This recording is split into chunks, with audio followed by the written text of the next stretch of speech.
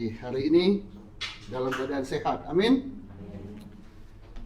Kemarin siang, sore kami ke Jakarta dan jam 10 kembali ke Bandung. Sampai di Bandung di rumah jam 1 lebih. Saya biasanya di usia sekarang ini kalau bawa mobil malam itu kurang jelas ya, gelap. Tapi puji Tuhan, kemarin walaupun ada sedikit ini di tol, ya saya agak sedikit lalai. Sehingga tiba-tiba saya ngerem, ya. Kalau nggak ngerem ya nabrak. Gitu. Tapi semuanya selamat sampai ke Bandung. Bahkan dari Jakarta sampai ke Purwakarta, hujan. Purwakarta berhenti, tapi mau masuk Bandung hujan lagi. Jadi keadaan gelap malam, hujan lagi. Saya pikir saya pasti ke Bandung itu 3,5 sampai 4 jam. Karena pasti lambat kan. Tapi ya, puji Tuhan. Satu, saya tidak ngantuk. Waktu berangkat sedikit agak berat mata, tapi pulang dalam keadaan gelap dan hujan tidak ngantuk. Dan saya perhatikan, saya pikir saya udahlah jalan 60 aja cukup lah, ya udah cukup ini. Tapi kadang-kadang saya lihat udah sampai 80, udah 80. Ya semua oleh kemurahan Tuhan. Tiba di Bandung dengan selamat, ya jam 1 lebih, siap-siap ini siap itu, jam 2, setengah 3 baru tidur. Hari ini bisa bersama kembali beribadah. Haleluya. Khotbah hari ini adalah tentang janji Tuhan. Janji Tuhan. Bapak Ibu, coba lanjutkan ya. Lanjutkan pantun ini. Terang bulan, terang dikali. Buaya timbul, disangka mati. Apa lanjutannya? Nggak ada cakepnya gitu ya. Terang bulan, terang dikali. Buaya, cakep. Bukan kecap ya, cakep. Buaya timbul, disangka mati. Jangan percaya. Aduh. Repot ini ya. Aduh. Iya.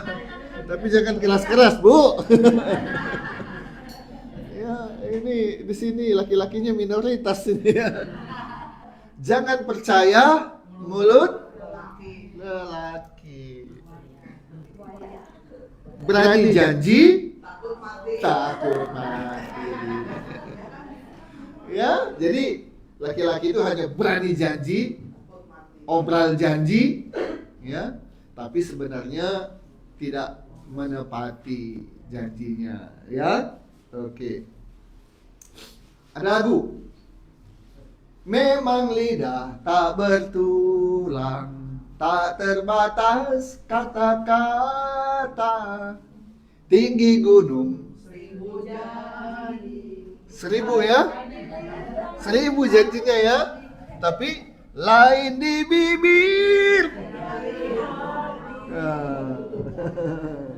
Ya. Apa yang diucapkan tidak sama dengan apa yang lakukan. Nah, itu gambaran tentang janjinya manusia, khususnya janji laki-laki. Memang perempuan nggak berjanji gitu.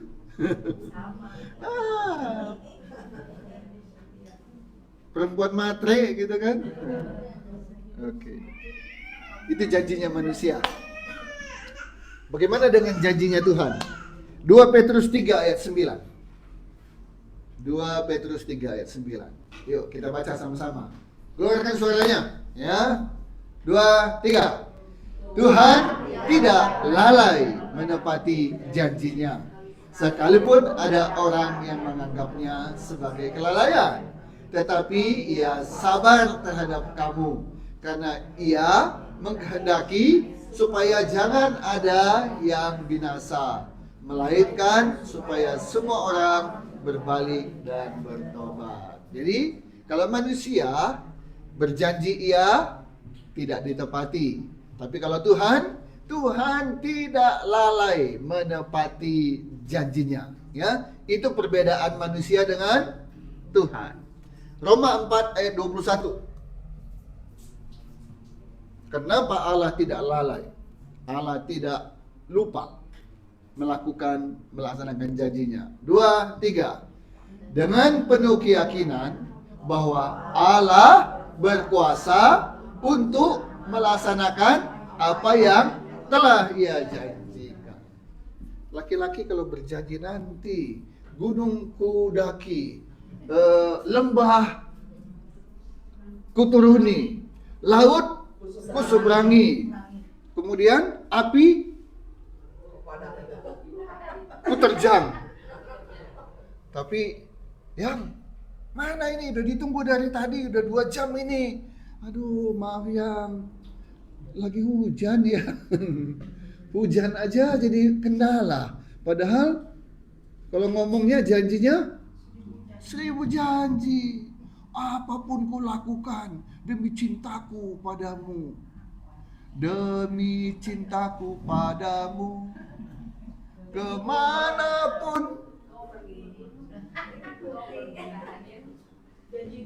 Janji gombal ya. Tapi Tuhan ya, Allah berkuasa untuk melaksanakan apa yang telah Ia janjikan. Beda dengan manusia, janjinya hanya muluk-muluk, padahal dia tahu nanti aku akan belikan kamu mobil mewah, padahal beli sepeda aja dia nggak mampu. Pokoknya asal ngomong aja. Kalau Tuhan tidak, Tuhan berkuasa untuk melaksanakan apa yang telah Dia janjikan. Amin. Oke. Tuhan berjanji tidak akan lalai dan berkuasa melaksanakan. Pertanyaannya, siapa yang berhak untuk menerima janji Tuhan itu?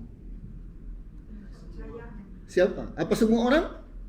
Kalau saya berjanji kepada Benny, emangnya Ibu Nelly kebagian gitu? Masa janji sama dia kok? Tapi saya kan dengar Pak, ya kamu cuma dengar doang. Saya kan janji sama dia. Saya berjanji sama Ciapit.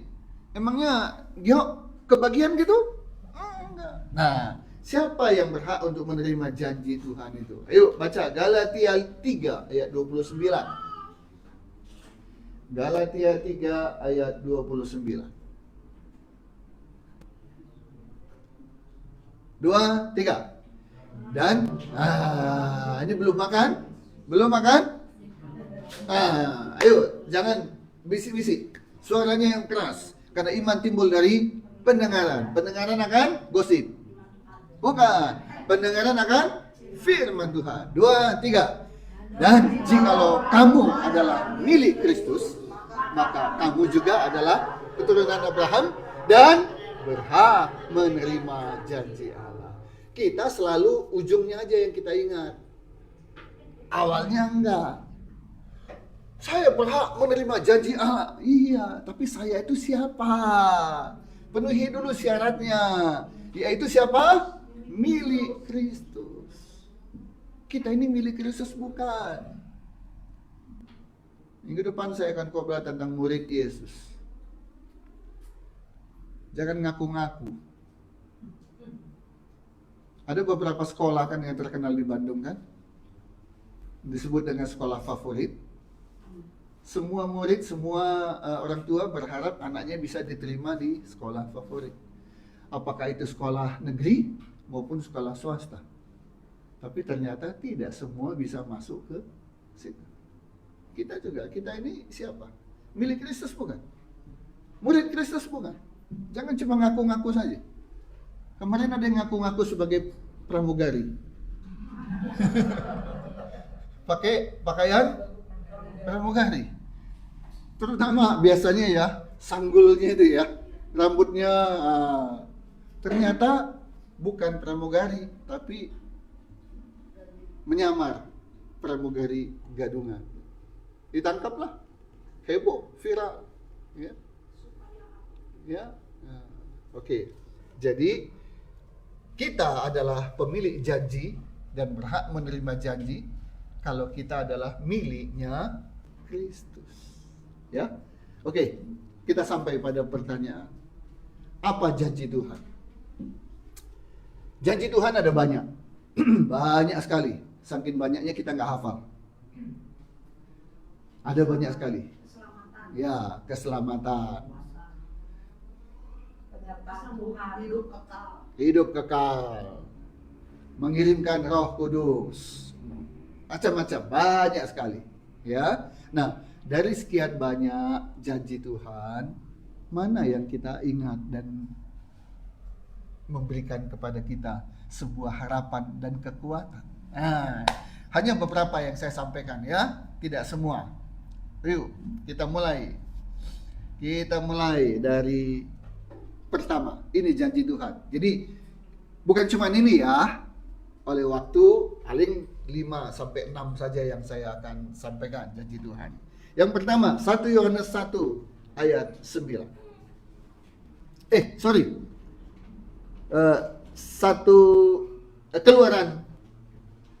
Keluaran 15 ayat 26. Nah, ini kita baca.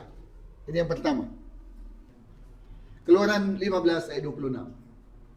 2, 3. Firman-Nya, jika kamu sungguh-sungguh mendengarkan suara Tuhan. Ini volumenya mengecil lagi. Ya.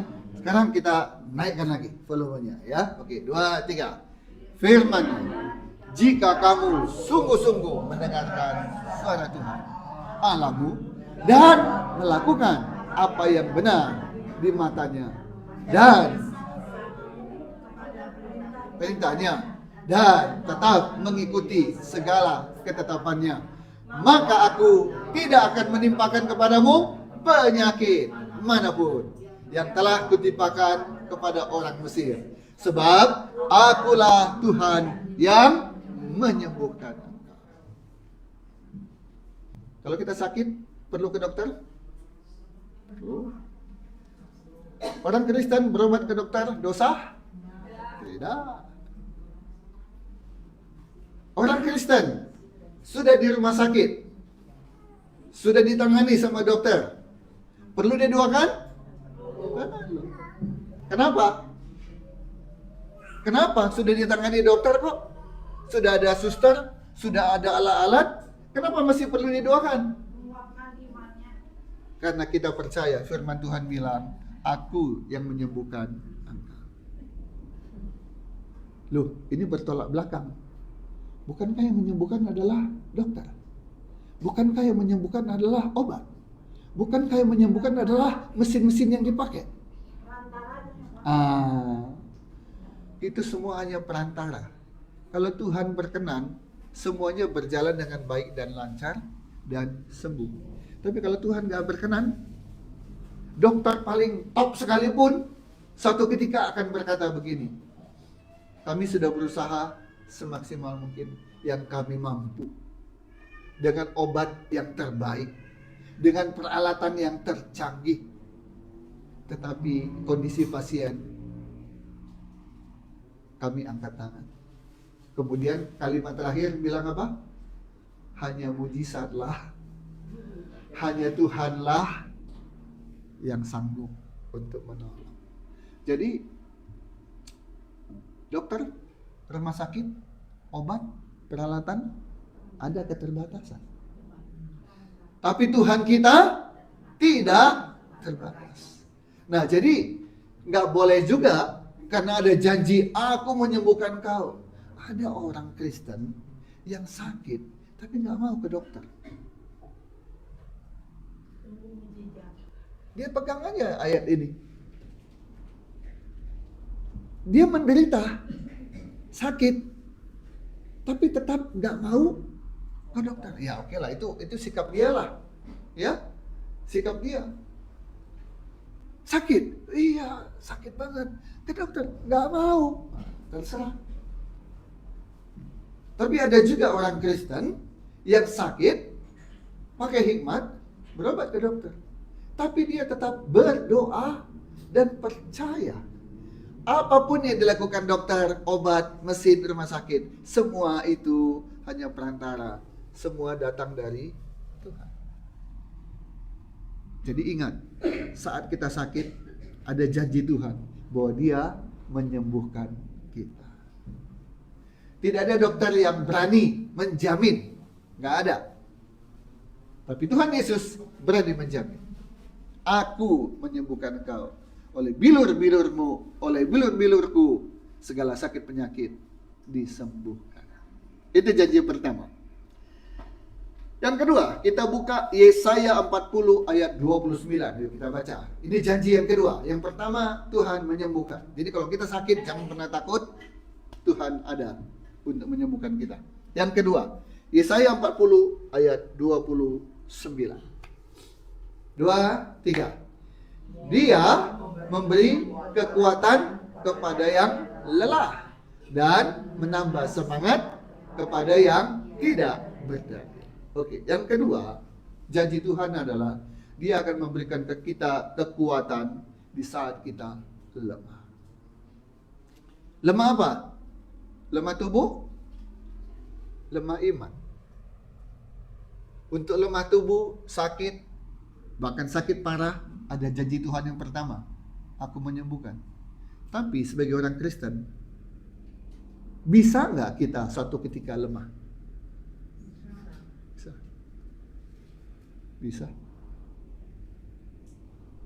Iman kita diharapkan sih stabil, bahkan terus naik, diharapkan begitu. Tapi oleh satu dan lain hal, bisa saja oleh peristiwa, kejadian, sehingga iman kita mulai lemah. Dan mulai bertanya, Tuhan, bagaimana ini? Itu pertama. Atau timbul pertanyaan, kok Tuhan biarkan? Tuhan, di mana Engkau saat aku kondisi begini? Banyak yang meninggalkan aku. Di mana Engkau? Ini janji Tuhan. Aku memberikan kekuatan kepada yang lelah, menambah semangat kepada yang tidak berdaya. Tak pernah sendiri, itu ada lagunya ya. Tak pernah sendiri, tak pernah sendiri. Kita nggak pernah sendiri. Dalam keadaan terpuruk sekalipun, ketika orang-orang yang dekat sekalipun kepada kita meninggalkan kita, Tuhan bilang, aku ada bersama dengan engkau. Jadi jangan cari kemana-mana, pergi ke gunung ini, ke gunung itu, ke pohon ini, ke pohon itu, ke yang normal-normal sampai ke paranormal. Dalam keadaan apapun kondisi kita, membuat kita terpuruk, lemah, ada Tuhan Yesus bersama dengan kita. Itu janjinya. Engkau tidak pernah sendiri. Aku ada bersama dengan engkau. Salah satu masalah yang paling berat dalam hidup setiap orang. Masalah macam-macam. Tapi ada satu masalah yang sama, seragam. Kamu? Iya. Kamu? Sama ya? Apa masalahnya? Duit. Benar apa betul? Nah itu. Ya. Ada kebutuhan ini, ada kebutuhan itu, belum ada duitnya. Pusing nggak? Pusing. Apalagi mendekati waktu, uangnya belum ada. Gimana perasaan? Dak-dikduk, khawatir, was-was, takut, dan mulai bimbang. Betul nggak? Saat seperti itu Tuhan bilang, aku memberikan kekuatan kepadamu. Ya, tahun 2026 kita canangkan untuk gereja kita ini. Tahun apa? Tuhan mencukupkan. Amin. Kita nggak bicara kelebihan ya. Kita nggak bicara kelimpahan ya. Kita nggak bicara kemakmuran ya. Tapi kita bicara keyakinan iman kita.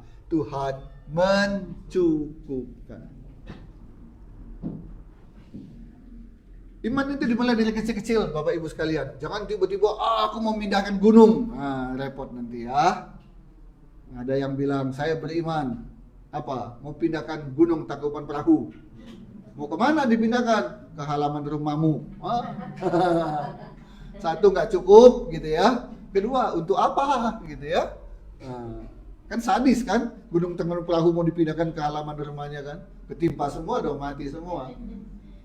Iman mulailah dari yang kecil-kecil, lama-lama makin besar, lama-lama makin besar. Kita beriman, punya tempat sendiri, nggak lagi ngontrak-ngontrak. Amin. Itu gampang atau susah? Berat atau ringan? Jadi udahlah, jangan dimulai dari itu dulu lah ya. Ya, mulai dulu yang kecil-kecil dulu lah ya. Tiada yang mustahil bagi Tuhan. Kalau orang lain ditolong, kita juga pasti ditolong. Kapan waktunya, bagaimana caranya, kita serahkan dalam tangan Tuhan. Yang penting kita beriman dan tidak pernah bosan berdoa. Saya seperti punya perjanjian, punya kesepakatan dengan Tuhan mengenai parkir. Parkir mobil kan gampang-gampang susah kan Bapak Ibu ya. Apalagi tempat-tempat yang memang terkenal penuh gitu. Ya, di mall-mall. Saya selalu bilang kepada Tuhan, Tuhan, soal parkir pun aku percayakan kepadamu. Allah, gitu aja. Nah, bodoh amat. Bodoh amat. Pokoknya saya mau serahkan dalam tangan Tuhan. Dan saya bilang, saya percaya Tuhan menyediakan tempat parkir buat saya. Boleh nggak? Boleh. Itu yang penting. Boleh. Dan sampai hari ini, di ramai-ramainya mobil apapun penuh, begitu mau masuk, saya bilang, Tuhan, aku percaya Tuhan sediakan tempat parkir buatku. Dapat? Kosong, masuk. Ada kalanya penuh. Oke. Udah keliling, penuh. Karena saya kalau mau parkir, enggak pernah cari sana, cari sini, cari situ, enggak. Karena saya yakin Tuhan sediakan. Jadi kalau penuh, udah saya diam aja dulu. Diam sebentar, ada yang keluar, masuk. Sampai hari ini hal kecil gitu pun saya nggak pernah kesulitan mengenai parkir. Kenapa? Sudah beriman. Tuhan sediakan ya. Tuhan tolong sediakan ya. Jadi dari hal kecil, percayalah Tuhan ada bersama dengan kita. Siap menolong kita. Kita nggak pernah sendiri. Yang ketiga, kita baca 2 Tesalonika 3 ayat 3. Kita baca 2:3. Tetapi Tuhan adalah setia. Ia akan menguatkan hatimu dan memelihara kamu terhadap yang jahat. Bapak Ibu sekalian, kita nggak tahu orang jahat ada di mana-mana kan, betul? Ya. Dan kita juga nggak tahu siapa yang jahat, siapa yang tidak.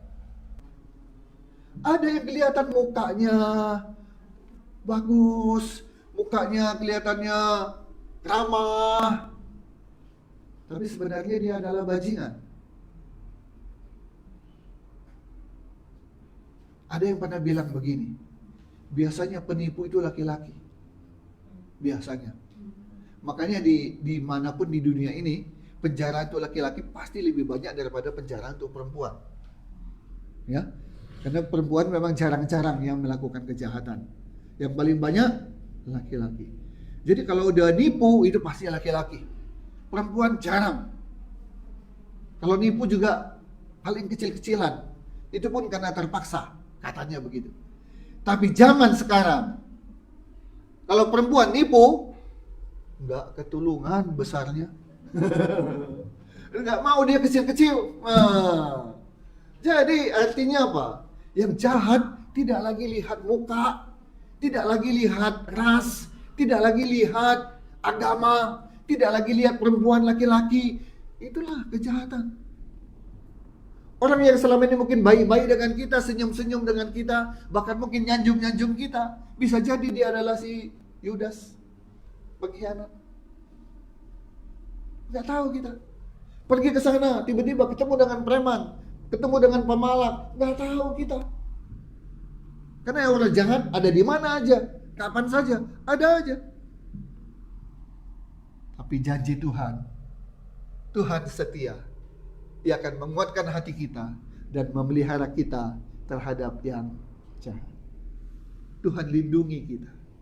Dan perlindungan Tuhan kepada kita bukan hanya dari jahat itu yang berasal dari manusia, tapi juga yang si jahat sejahat-jahatnya, si iblis. Tuhan lindungi kita. Jadi jangan pernah takut. Ini janji Tuhan. Ada orang gak pernah takut sama manusia, tapi takut sama hantu. Kan pernah ketemu hantu gak? Belum. Tapi takutnya udah setengah mati. Ke kamar mandi sendirian, berani gak? Enggak, gak ditemanin. Yuk, siapa di sini yang begitu? Gak ada yang ngaku. Tuhan melindungi kita dari yang jahat. Baik itu berbentuk manusia maupun berbentuk roh, setan, iblis, segala macam. Tuhan akan lindungi kita. Itu yang ketiga. Yang keempat, Filipi 4 ayat 19. Ini janji Tuhan dan kita pegang. Ini di tahun 2026 kita canangkan sebagai tahun Tuhan mencukupkan. Kita baca 2, 3. Allahku akan memenuhi segala keperluanmu menurut kekayaan dan kemuliaannya dalam Kristus Yesus. Allah kita kaya nggak? Allah kita mulia nggak? Kekayaan dan kemuliaannya itu adalah untuk siapa? Untuk kita, orang-orang yang percaya kepadanya, menjadi milik kesayangan. Dia akan mencukupkan, dia akan memenuhi segala keperluanmu. Ini memang berat Bapak Ibu sekalian. Memang berat. Mengucapkannya gampang. Tuhan pasti mencukupkan semua kebutuhan saya. Amin, amin. Tapi ketika apa yang dibutuhkan belum dapat, mulai ragu. Aduh, ini gimana ya? Bisa nggak ya? Cukup nggak ya? Nah.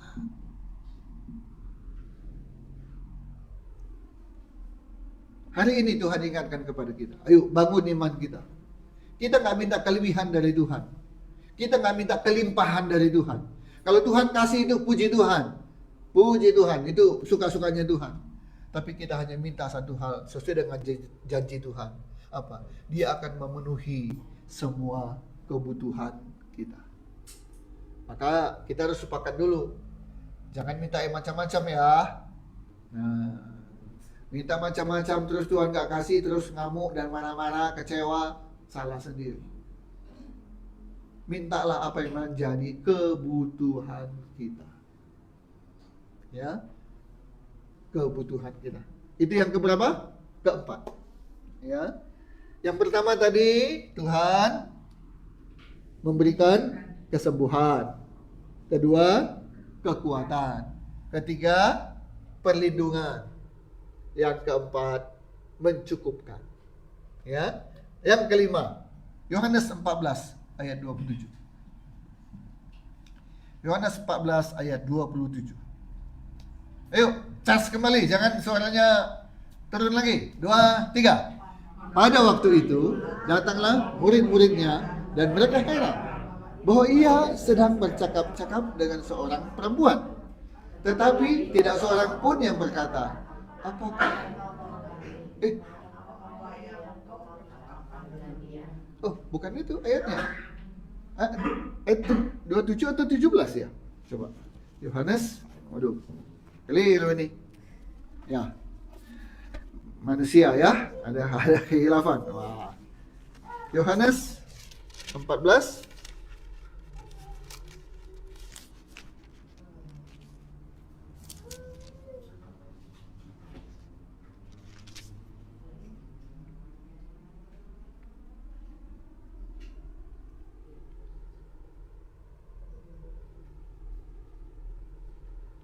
ayatnya salah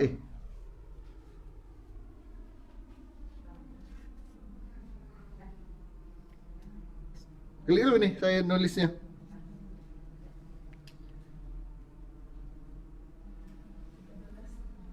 Coba searching dulu.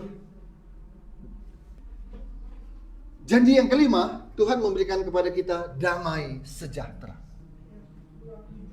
Hah? Yohanes 14? Ya. Itu 27.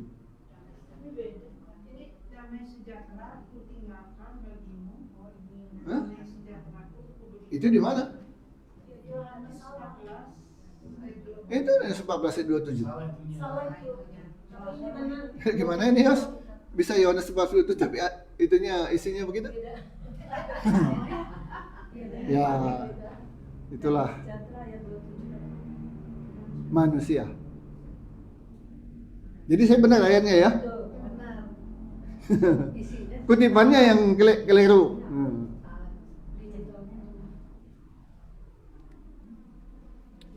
Ayo kita baca, makanya kembali kepada Alkitab.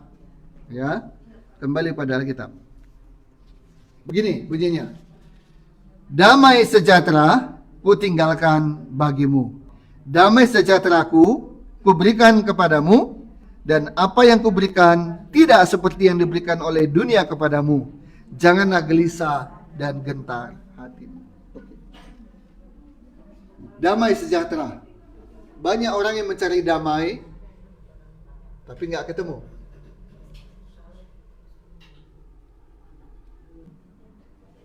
Saya pengacara, advokat. Kalau banyak orang berselisih, senang nggak? Serba salah ini. Ada yang jual peti mati. Dia senang nggak kalau ada yang banyak yang mati?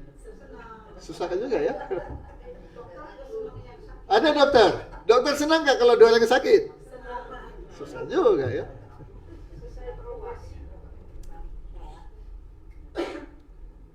Kami pengacara suka dibilang begini. Pengacara mah payah. Nggak ada perkara, dibikin-bikin perkara supaya ada kerjaannya. Kalau dia ada kerjaan, ada cuannya. Nah, ya namanya orang ya. Ada aja mungkin oknum seperti itu. Bahkan ada pengacara yang main sana, main sini, mungkin ada. Tapi kami punya keyakinan penyelesaian perkara yang terbaik bukan di polisi, bukan di jaksa, bukan di pengadilan. Penyelesaian perkara yang terbaik adalah dengan perdamaian. Jadi pengacara yang bagus, pengacara yang hebat, yang luar biasa, bukan karena menang perkara, menang lagi, enggak. Tapi yang hebat adalah yang bisa mendamaikan dua belah pihak. Dan itu enggak gampang. Ya. Jadi damai sejahtera itu penting dalam kehidupan siapapun juga, terutama orang Kristen.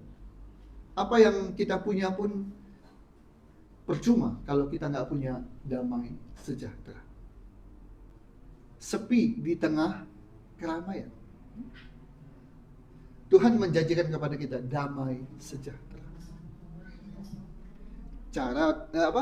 Kalau ku cari damai, hanya ku dapat dalam Yesus. Kalau ku cari ketenangan, hanya ku temu di dalam Yesus. Tak satu pun dapat menolongku, tak satu pun dapat menghiburku. Hanya Yesus jawaban hidupku. Bersama Dia hatiku tenang, walau dalam kekelaman. Bersama Dia hatiku penuh tangan, tak satu pun dapat hiburku, tak satu pun dapat menolongku. Hanya Yesus jawaban hidupku. Hanya Yesus. yang bisa memberikan kita damai sejahtera. Ada toko damai, jual damai nggak? Enggak. Ada toko sehat, jual sehat nggak? Enggak, paling jual obat. Tapi nggak jual sehat. Tuhan Yesus memberikan damai sejahtera. Yang terakhir, janji Tuhan yang ke-6. Yakobus 1 ayat 5. Yakobus 1 ayat 5.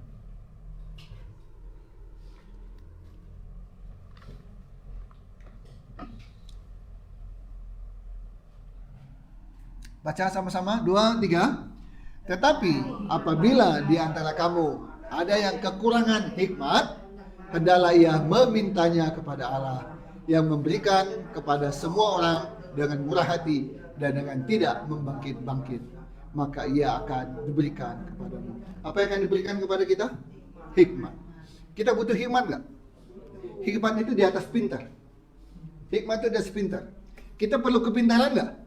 Perlu. Anak-anak kita perlu pintar? Perlu. Kita sendiri perlu pintar? Perlu. Tuhan tidak hanya berikan kepada kita kepintaran, tapi yang Tuhan berikan adalah hikmat.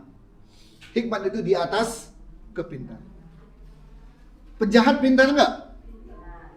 Penipu pintar nggak? Sampai kita klik, aduh, kena deh, ya, itu karena kepintarannya. Tapi berbeda dengan hikmat. Hikmat dari Tuhan tidak dipakai untuk hal-hal yang jelek. Hikmat dipakai untuk hal-hal yang bagus. Seperti hikmat Salomo. Pelik, susah, bagaimana mau memutuskan? Satu ngaku ini anaknya, satu ngaku ini anaknya. Nggak mungkin kan, satu anak keluar dari dua rahim. Nggak mungkin, pasti satu.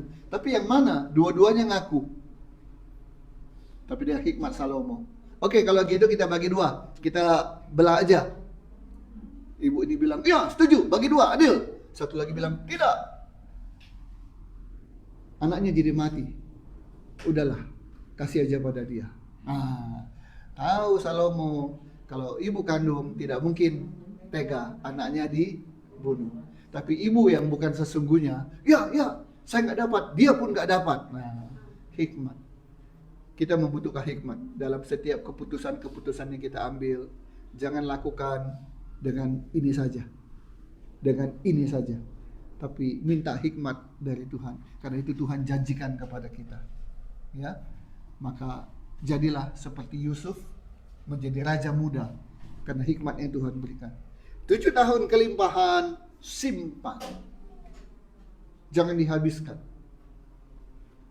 7 tahun kelaparan, kita keluarkan, aman. Hikmat. Ada 6 hikmat yang Tuhan janjikan. Bukan cuma hanya 6 yang saya sampaikan hari ini.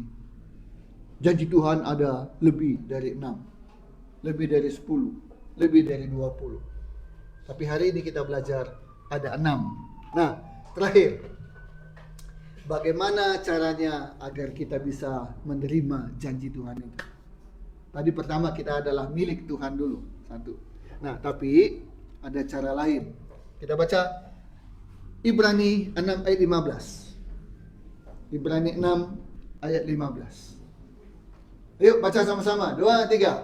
Abraham menanti dengan sabar, dan dengan demikian ia memperoleh apa yang dijanjikan kepadanya.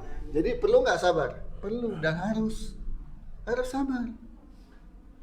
Jadi jangan mau segala sesuatunya begitu doa dapat, begitu doa dapat. Jangan, itu namanya ngatur Tuhan. Kalau Tuhan kasih cepat, puji Tuhan. Kalau Tuhan kasih agak lambat, tetap puji Tuhan. Sabar, tekun, ya. Itu yang dia akan pada saatnya Tuhan berikan. Yang kedua, Ibrani 10 ayat 36. Sabar, dan kedua sekarang adalah 2, 3. Sebab kamu memerlukan ketekunan, supaya sesudah kamu melakukan kehendak Allah, kamu memperoleh apa yang dijanjikan itu. Perlu ketekunan, tekun. Kerjakan terus, lakukan terus. Jangan diam, udahlah, percumalah. Ada kata-kata bijak yang bagus begini. Kalau kita berjalan nggak sampai-sampai, udah mulai capek, udah mulai lemas, udah mulai putus harapan. Kata-kata ini bagus. Dia bilang begini, setelah tikungan itu, sampai deh. Jalan lagi kita. lewat tikungannya. Kok belum sampai? Setelah tikungan itu, sampai deh. Jalan lagi. Ada tikungan, sampai deh. Lewat tikungannya, nggak sampai. Ingat, setelah tikungan itu, sampai deh. Nah, itu memberikan kita kita kekuatan, kepada kita harapan, ya, bahwa pasti sampai. Setelah apa? Setelah tikungan itu sampai. Tekun, lakukan terus, jangan pernah berhenti. Sabar, tekun. Yang terakhir, Ibrani 11 ayat 33. Nah, untuk bisa mendapatkan janji Tuhan, ini dia. 2, 3. Yang karena iman telah menaklukkan kerajaan-kerajaan, mengamalkan kebenaran, memperoleh apa yang dijanjikan, menutup mulut singa-singa. Kita butuh iman, Bapak Ibu sekalian. Butuh iman. Tanpa iman, apapun yang kita harapkan, apapun yang dijanjikan, tidak akan pernah sampai kepada kita. Iman. Karena itu, iman stabil, jangan pernah turun. Bahkan dalam kestabilan, iman naik terus, dan naik terus. Dan iman timbul dari apa? Pendengaran. Pendengaran akan firman Tuhan. Maka dengarkan terus menerus khotbah. Jangan malas dengar khotbah. Baca terus firman.